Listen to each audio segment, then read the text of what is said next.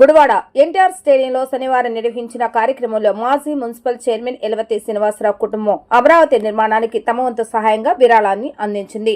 ఎలవతి శ్రీనివాసరావు తనయుడు పవన్ గణేష్ కుటుంబం తరపున ఆయన కుమారుడు చిన్నారి నిర్వన్ గణేష్ తన కిడ్నీ బ్యాంక్ లో దాచుకున్న పొదుపు నగదును ముఖ్యమంత్రికి అందజేశారు. అలాగే పవన్ గణేష్ సతీమణి సాయి శ్వేత తన చేతికి ఉన్న బంగారు గాజులను అమరావతి నిర్మాణ నిధికి విరాళంగా సమర్పించారు. ఈ సందర్భంగా సభా వేదికపై మాట్లాడిన ముఖ్యమంత్రి చంద్రబాబు నాయుడు చిన్నారి నిర్వాన్ గణేష్ తన తండ్రి ఇచ్చిన డబ్బును కిడ్నీ బ్యాంక్ లో దాచుకుని రాజధాని నిర్మాణం కోసం అందజేయటం ఎంతో హృదయాన్ని హత్తుకుందని పేర్కొన్నారు. చిన్న వయస్సులోనే సమాజం పట్ల బాధ్యతను చాటిన ఆ బాలుని మనస్ఫూర్తిగా అభినందిస్తూ అతని ఉజ్వల భవిష్యత్తు కోసం ఆశీర్దిస్తున్నట్లుగా తెలిపారు.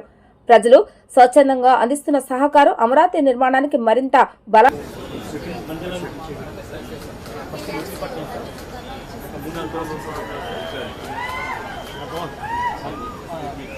మందిలా పంపించాం సార్.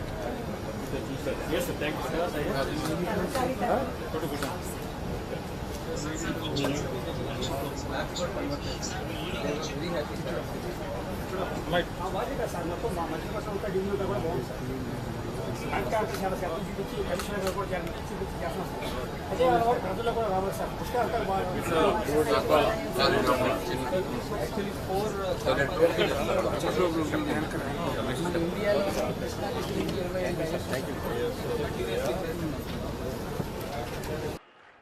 ఇప్పుడే మీరు ఇక్కడ చూశారు, చిన్న బాబు కిట్టి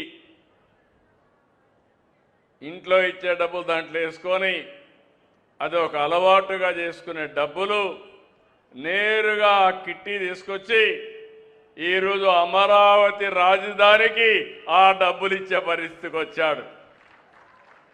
స్ఫూర్తిని తల్లిదండ్రులు ఇచ్చారు, కానీ ఇది మహోన్నతమైన స్ఫూర్తి. అమరావతి దేవతల రాజధాని, అమరావతి ప్రజా రాజధాని. ఈరోజు అలాంటి అమరావతి రాజధానిని కాపాడుకోవడమే కాకుండా దీన్ని నెక్స్ట్ లెవెల్కి తీసుకుపోయి ప్రపంచంలోనే నెంబర్ 1 రాజధాని ఏదంటే దానికి చిరునామాగా అమరావతిని తయారు చేసుకోవాల్సిన బాధ్యత మన పైనుంది. ఆడబిడ్డ స్పాంటేనియస్గా 2 గాజులు తీసి బంగారు గాజులు తీసి నేరుగా అమరావతికి డొనేట్ చేసిందంటే అది స్ఫూర్తిదాయకం. మనస్ఫూర్తిగా అభినందిస్తున్నానని చెప్పి కూడా నేను మీకు తెలియజేస్తున్నా. నేను ఎప్పుడో జన్మభూమి పెట్టాను, ఒక పిలుపిచ్చాను. ప్రపంచంలో ఉండే అందరూ వచ్చి గ్రామాలకు సేవలు అందించారు, తోచిన విధంగా సహాయం చేసే పరిస్థితికి వచ్చారు. ఇప్పుడే ఇంకొక మిత్రుడైతే ఇంత మునుపు కూడా ఆయన ఇప్పుడు రాలేకపోయారు.